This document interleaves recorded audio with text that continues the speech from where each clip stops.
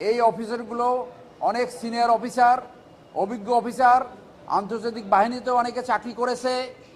তারা আইনের প্রতি শ্রদ্ধাশীল হয়ে আজকে এই আদালতে তারা আত্মসমর্পণ করেছে।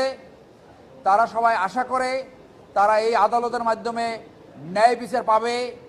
যারা সত্যিকারে অপরাধ সংগঠিত করেছে তারা পার্শ্ববর্তী দেশ ভারতে পালিয়ে গেছে। এই অফিসার অত্যন্ত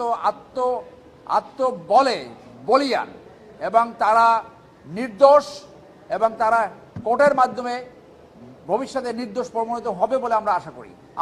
আমরা জানি তারা আত্মসমর্পণ করেছে, কিন্তু সেইটা পুলিশের মাধ্যমে যেহেতু কোর্টে সারেন্ডার করছে সেইটাকে তারা বলেছে যে তারা গ্রেপ্তার হয়েছে। তারা কখনোই গ্রেপ্তার ছিল না।